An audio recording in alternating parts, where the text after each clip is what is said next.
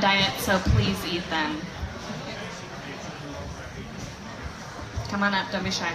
And I have worksheets for you, a kitchen worksheet, it's a budgeting worksheet, and then a bath worksheet. So feel free to come grab one of those. I'm gonna reference them during my presentation. I have a sign-in sheet where you can get the actual Excel spreadsheet of this. I can email it to you. And then I have a giveaway for a free 1-hour consult. So you're gonna wanna fill that guy out. And don't be shy. Oh yeah. I loaded up on the pens. Hi. They're both the same, so either one. Kitchen and bath, yeah.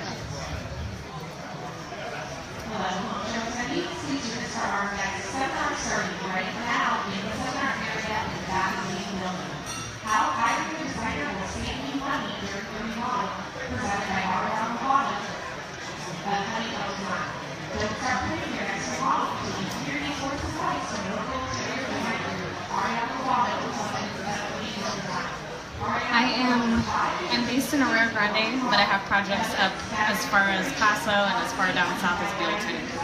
So it kind of will spread out. That works. Morro Bay, Los Osos.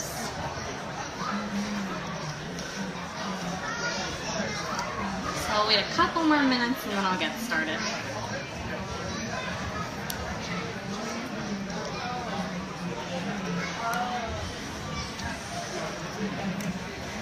Come on down. Hello. Hello. Grab a tart. I have worksheets that have a kitchen and bath budget, and I'm going to reference that. And then I have a sign-in sheet where you can get the Excel version of that. And then I have a giveaway for a 1 free hour design consult. Sure, yeah. Grab a tart while they're up here, because I have a feeling they're gonna go pretty quickly. I don't really even know the flavors. I just, I asked my friend for black and gold tarts, and this is what I got. They do look really pretty. I almost ate them on my way. Hello. Come on in.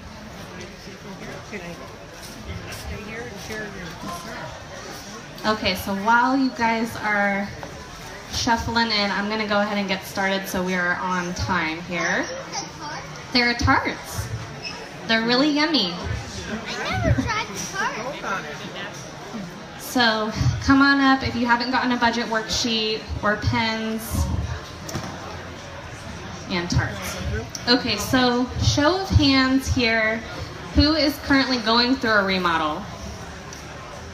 Who has remodeled in the past? And who's thinking about remodeling? Okay, now show of hands, who has had a designer help them on their remodel? I know who the designer was. That's my mom and my husband. Anyway, so by the end of this presentation, I hope that you will consider hiring a designer during your remodel, because I'm going to show you how we can save you time and money and stress and a lot of other things. So we're going to get started. I'm Ariana Lovato, owner of Honeycomb Home Design. It's an interior design studio based in Arroyo Grande, and I have projects as far north as Paso and as far down south as Buellton, so pretty much on the Central Coast. And let's start with remodels. So kitchen and bath remodels are basically going to be the best bang for your buck. When you go to resell your home, the first thing the buyer is going to do is look at your kitchens and baths, how well that they've been maintained. Have you updated them within the past 20 years? That's really what's going to sell your home, aside from location, but mainly kitchens and baths. So over the next few years, as mortgage rates increase, we expect more people to be staying put and renovating versus building new. So remodeling industry is only going to rise. And the spreadsheet that I gave you, the kitchen renovation spreadsheet, these are cost breakdowns according to the National Kitchen and Bath Association. So you can see I have already plugged them in the spreadsheet. So if you want the live Excel version, please leave your email on this list and I'll email it to you.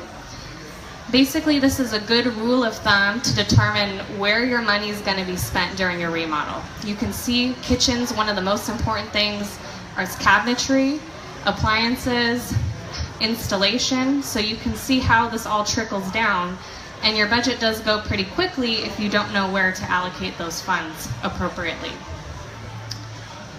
And just to give you kind of an idea of what a $50,000 kitchen looks like, this is one that I recently completed in Arroyo Grande, and this was the before photo. Has not been touched since like the early 90s, so old oak cabinetry, tile countertops, old appliances. They needed to really get everything except the floor. We were able to keep the floor. New cabinets, countertops, backsplash, lighting, you name it. And client backstory, this client actually went through a design build firm and they weren't happy with the designer on the staff and they wanted more attention, so they actually brought me on and I helped work with the builder and the designer to really pull the project to fruition. So it was a collaborative effort and they were very happy with the result. So now to bathrooms. And you know, bathrooms are your sanctuary. Master bathroom should look beautiful, it should fit the home. But you can see that the cost breakdown here is a little bit different than in a kitchen. Most of your money is going to be going to your cabinetry, but your fixtures and your plumbing. So freestanding tubs, tub fillers are very expensive.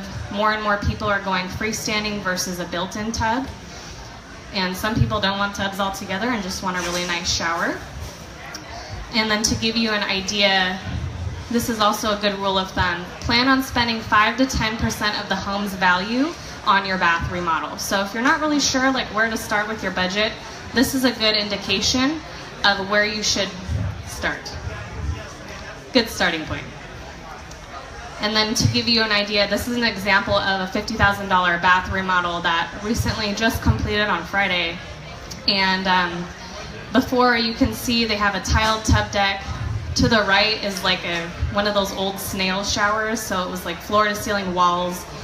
It did not suit the home whatsoever, and they had already put 100 grand into their kitchen. They're looking to resell in the next 2 years, and we could not let that stay that way. So I came up with this plan of opening the bathroom up, including a freestanding tub. We were able to keep the cabinets, but just paint them, so there are ways to save money there. But we did a really nice countertop and just totally changed the look of the bathroom. So it's possible without going way over budget. And then this is an idea of, you know, if you're gonna spend your money based on your market on a remodel, is it gonna be worth it? This is a map of the markets that had a project with 100% return on its investment, and you can see California is looking pretty good. So if you're thinking about remodeling and then selling in the next couple years, your money will most likely come back to you. Okay, so mistakes to avoid. Now these are just notes that I've gathered through working with clients and experience that I've had. The number one thing to avoid is not hiring a professional. There's a lot of people that are watching, you know, HGTV and everything looks really easy and they're just like, Joanna Gaines just like pulls it together and you don't even know how she does it. She has a team of professionals working with her. A lot of DIYers think that they can do this stuff on the weekends. You're working 50 hours a week, let somebody else that is trained do this for you. You will save time and money, I promise. So the next one is being unrealistic about the B word. It's not what you think. The word is budget. So be realistic with your budget. The budget is your friend, and if you look at it that way, it's a lot easier to get through the project. Not staying true to your lifestyle or being too on trend. So you have to be realistic with your family, your needs that you have. If you're a mom of 5 kids, and you really want a marble countertop in your kitchen because that's all you see on Pinterest, you can't do that. It will stain, it will chip, it's a soft material, but you can find a quartz that looks like marble and achieve the same result. And that's kind of what our job is to help you realize throughout the process. Specifying something that can't be installed is big. A lot of times we're online shopping, you see this 6-foot chandelier from Restoration Hardware thinking it'll look beautiful in your dining room, and your ceilings are not tall enough to accommodate that. So when it comes, you're stuck. So we help you make sure that everything is on scale, on budget, and to fit your needs. And then again, focus on the big picture. You cannot get caught up in these minute details. You have to focus on the overall look that you're looking to achieve, and that's what we can help you do. So, notes. These are the top 5 things to do before you start. I tell all of my clients to do this before I meet with them. The first thing to do is start a wants and a needs list. So let's say I really want a kitchen with an island, and I want seating for 6 around it, but do I really need that if it's just me and my husband? Probably not. So determining this list is going to help you make decisions really quickly and justify those decisions. Be real with the budge. So you and your partner have to make sure that you're on the same page with your budget. I can't tell you how many times I've been to clients' houses where they have not talked about the budget together, and I'm getting a budget from one person and a budget from the other that's not matching. So be real with that, communicate, find inspiration, but put a time limit to it. So you can go be on Pinterest for hours upon hours, and it's not going to do any good. I tell my clients to spend 45 minutes on Houzz or Pinterest to pull together images. Maybe it's a part of an image that you like, and save it, and we review that together. Plan, plan, plan. So if you're thinking about painting your whole house while your kids are out of school during summer because you're going to be home, don't do it. Painting is like one of the most invasive things that you can do, and you're going to be out of your room for at least 2 days while those fumes dry. Well, where are your kids going to sleep? So you got to think about these things and plan accordingly, but be prepared for something not planned for happening. So there could be a water pipe that breaks. In older houses, this is kind of, what happens. So you do have to be a little prepared for the unexpected, but by putting together a contingency fund, which is like 3 to 4% of your total budget that you dip into only when you need to, is the best way to eliminate the stress of the unprepared. Okay, so why hire a designer? Why hire me? How am I going to help you? You're going to spend between $18.13 to $96.37 on designer services according from Home Advisor. When I'm done with the presentation, you'll understand why and why it's worth it, basically. This is a lot of money to some people, but I'm going to show you how we can save money, so we'll go through. The nitty-gritty on designers. So designer and decorator are sometimes used interchangeably, but they are 2 different things. A decorator is somebody that's more focused on the aesthetics of the room, so they are there to decorate and pull it all together. A designer is usually somebody that's, formally trained in design. They work with builders and architects. They're used to working in construction zones. Designer often has to be a decorator at the end of the job when they're furnishing it, so it's not interchangeable, but that's just a good way to separate them. Fee structures. So some designers offer a flat or a fixed fee. Some do hourly, and some charge by square foot, and some do a combination of all of those. So, it's always something that you want to bring up in the initial consult with the designer. How do you charge for your services? What my budget is? And that's all negotiable. Well, to some extent, but we work with you. And then what we do in a nutshell. We design to your needs, we specify finished materials, we draw conceptual plans. So I have a CAD program and a 3D program where I can draw your floor plan, your tile plan.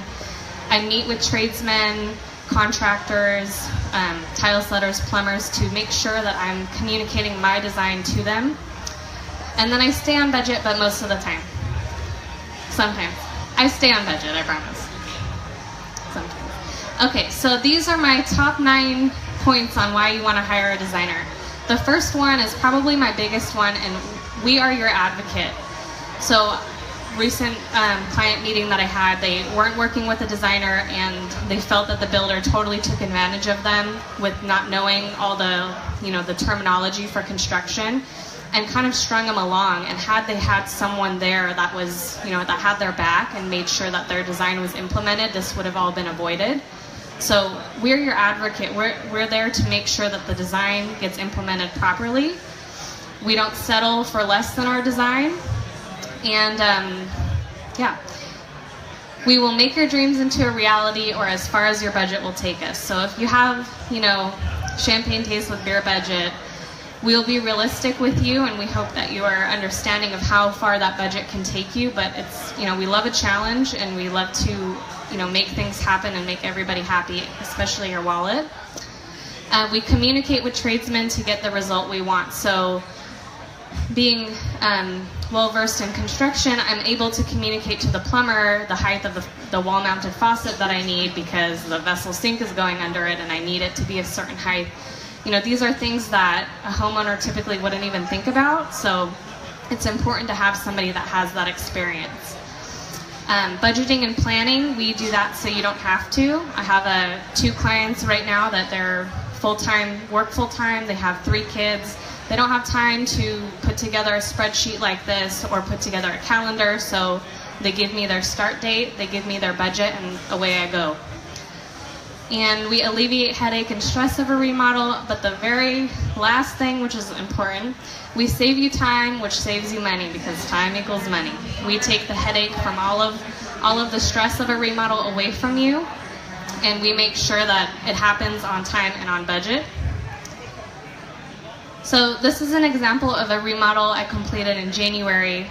And the before photo shows you this long hallway that goes all the way to the end of a house that led to a studio that she wanted to close off and rent out. So she had a really good design eye. She knew what she liked, but she could not pull it together, and she could not create a plan to show her contractor what she wanted. So she brought me in, and I basically had the task of creating a master bedroom, a master bathroom that was ADA accessible, and then a guest bedroom, all within access to each other. So it was a very tricky project, but I was able to do it, worked really well with the builder on the job, and we pulled together a really, really neat result with a lot of cool antique touches. It was a fun one. And this is just showing, the designer and the builder come together to make the client happy. The times where the job goes the smoothest are when the designer and the builder are talking to each other and can communicate effectively. So we can solve any problem that arises before the client has to know about it. So I'm not calling you at work saying, something arrived damaged. I'm already looking at the solution before I call you and get you all worked up. And when you work with a builder well, it's just the best combination. So the C word. The C word is the secret to any good relationship, and that's communication. So in marriage and friendship and family, communication is the best. No different in construction. As you can see, this is a tile plan, just a regular 3x6 subway tile. If you were to tell your tile setter that, he would not do it the way that you think he's going to do it. So you have to draw a plan. And this was a very complex plan that the owner wanted, and I had to make sure that I itemized exactly the grout joint width, the height of the liner, the height of the shower head, and this stays on site throughout the course of the project. So if I can't be there for some reason and the tile setter's showing up and I didn't know, he will know exactly what to do. He'll know the grout color, he'll know the square footage. So this is one of the most important things a designer can do for you, is leaving their plans on site that are easy to read for the tradespeople. So rolling it back to Honeycomb, this is a snapshot of my services: design development, conceptual plans, color consults, project management, space planning, material selections, tile design and layout, which you just saw, 3D renderings, builder spec packets, furniture design, purchasing, and then decor. And how we work, I try and keep it as easy and painless as possible. If a client emails or calls me, I set up an initial consult with them. We meet each other, I see the site, everything jives, and then I give them a design proposal, which gives them an estimate of how many hours it will take me to complete the project. So they have an idea of what it's going to cost for me to be involved. And then I get busy on design time. So it's a pretty streamlined process. I've worked on, large new builds to smaller remodels. Kitchen and bath remodels are my favorites to work on because they have the biggest impact. And then here's just a snapshot. This is me picking out finished materials over there for a whole house. Me on the job, I really do get out there with a tape measure and measure things. I don't just pick pretty things. This was a complex job because this was a Pottery Barn, island table, like a furniture piece, and they wanted to use it as their bathroom vanity. So we had to cut the legs down, add wheels to it, put vessel sinks on top, wall-mounted faucets, mirror, lights. Everything was super complex, and the height of everything had to be just right. So it required a lot of work, and they would not have been able to pull this off without a trained professional involved. And then this was the kitchen in Arroyo Grande, and they did say this: the best money spent was hiring me on the remodel, and I did not pay them to say that, so there you go. And if you want to hear more, see more, you can see my portfolio, email me, let's talk if you have any questions. Getting ready to start your remodel, I can help you be as prepared as possible. And thank you guys for coming. I have tarts, I have a sign-in sheet, I have these spreadsheets, and then I have a raffle for a free 1-hour consult with me. So feel free to fill it in, and thank you guys.